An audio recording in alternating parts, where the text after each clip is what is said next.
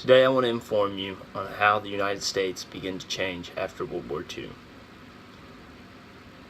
The hardships of the previous 15 years of war and depression were replaced by rising standard of living, increased opportunities, and a newly emerging American culture confident of its future in the world stage. My main points in this speech is how the economy surged during and after World War II, how the military became the strongest in human history, and how society began to change following the years after World War II. First, let's look at how the economy in the United States began to grow during and after the war. The GDP in the United States had more than doubled in the years following World War II. In the United States, the gross national product, which is the measure of all goods and services produced in a country, jumped from around 200,000 million in 1940 to 300,000 million in 1950 and more than 500,000 million in 1960. The gross domestic product in the United States jumped about 92 billion in 1930 to 291 billion in 1950. The United States during World War II and after became an industrial powerhouse, greatly succeeding England, the Soviet Union even, and other superpowers throughout the world. Now, the standard of living in the United States changed greatly. Many people before the war were living in slums and or ghettos, or didn't really own their own homes. After the war, with the help of the GI Bill, since many men served in the U.S. military during the war, got the GI Bill and they started to purchase new homes, thus fueling growth that preceded the economy even to today.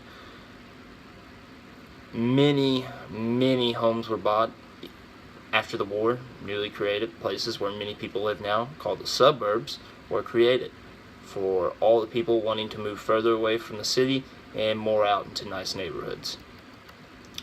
Now that we've looked at how the economy changed, let's take a look at how the military changed. Today, the United States military is the greatest military force in the world.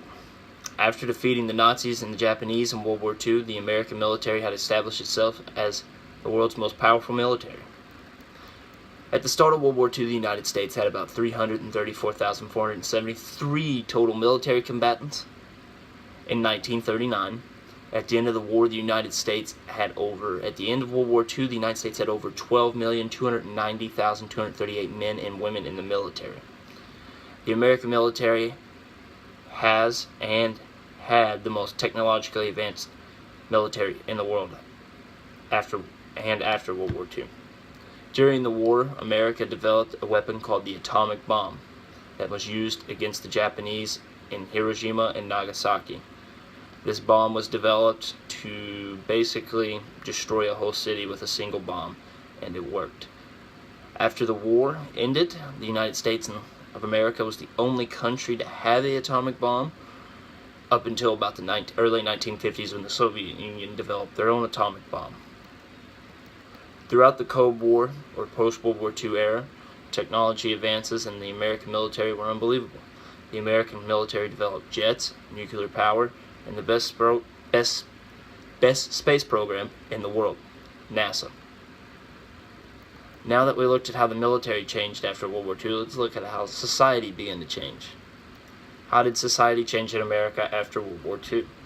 After World War II, the American population exploded with the next generation of Americans, the baby boomers.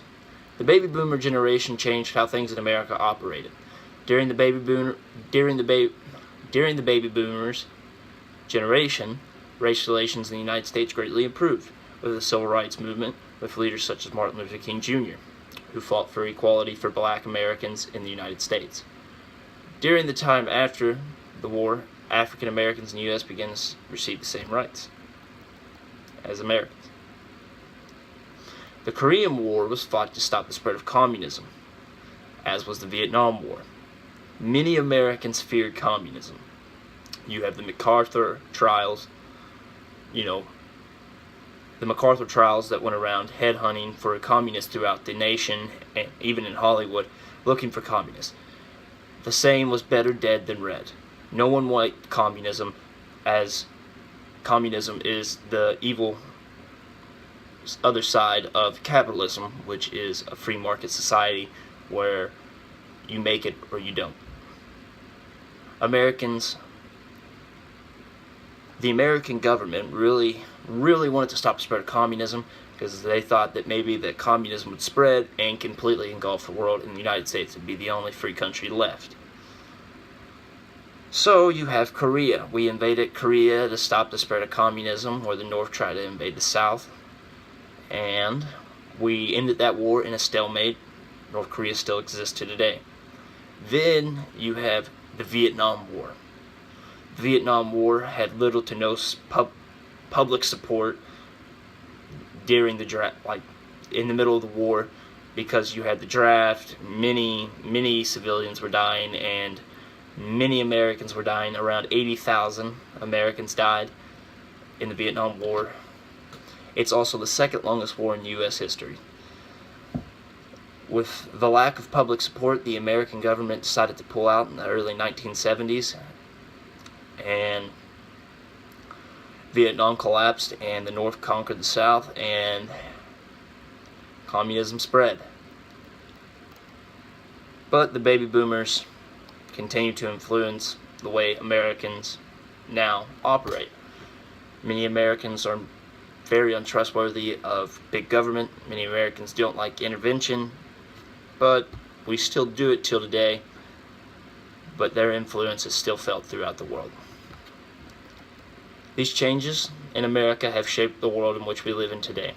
I believe that without World War II, we would not be the same country we are now.